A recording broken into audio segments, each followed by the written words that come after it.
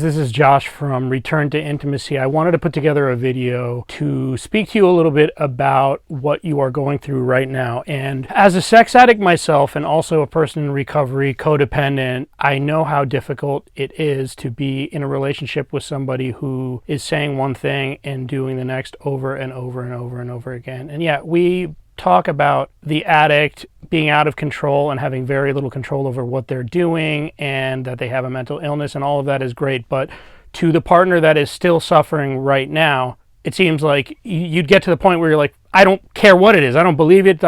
Maybe it is, maybe it isn't. I don't give a shit. I just want it to be over with. I want the pain to go away. And it sucks because the addict is able to get relief. They get worked up, anxiety, depression, whatever it is, life comes at them and they get to act out and they immediately get relief. You do not get relief. You just get to feel trapped and stuck with your feelings. And I wanted to remind you a couple things. One, the most important thing is that you've got this. You can do this. You are actually in control. Seriously, you are in charge. Of the hundreds of sex addicts that I know Charlene has treated, you know how many of them have come in just because they felt like coming in because they were feeling a little disconnected?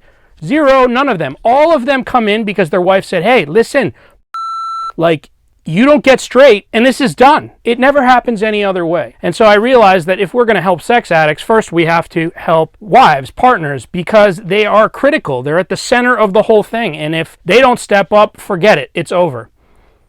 Now, first and foremost, you have to be able to do this for yourself because you deserve a life of contentedness where you feel safe, respected, loved. You know, it occurred to me when I got sober about 7 years ago, I had my first child as a daughter, and for the first time ever, I was just blown away and overwhelmed with the type of love that I had never experienced for this little girl. And I thought I had seen the light, and still I had acted out a couple times, and my wife said, it's over, it's done, pack your and this whole thing is over. I don't care if I'm terrified of having this baby alone, but you're going to go get your taken care of. And I knew for a very long time that I had to, but this gave me the impetus to be like, okay, now it's time. And I worked it and worked it and worked it, and it was not easy at all, but I was lucky enough to have had experience in a 12-step fellowship before and with recovery before, and was able to apply a lot of what I had learned to my recovery with sex addiction.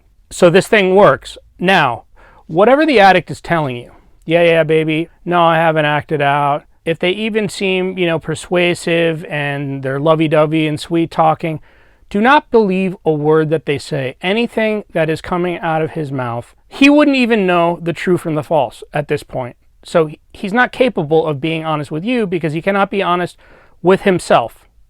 And he has no real reason to do that because he hasn't been forced to. So, check his phone if you want to. If you really want to know if he's doing the deal, check. Say, hey, you know what, honey? I'd like to believe you, but going on your record, I can't. So I'm going to need access to your phone, to the computers, to anything and everything else. And if you have a problem with that, goodbye. Beat it. It's over. If he can't give that to you, then you can't be in a relationship with a person that is that sick and is incapable of taking care of himself or you. And unfortunately, your relationship with him colors everything else, including the space that your children are growing up in, and it is hurting them. But forget about them. This is all about you. You need to be able to take care of yourself.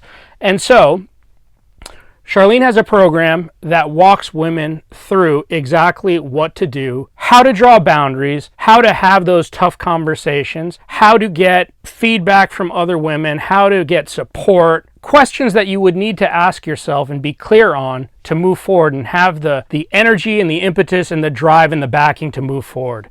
And that's exactly what this course is for. We did not intend to create it initially, but we saw that there was a huge need for it. And so we've got a couple spaces left, and we would love it if you join us.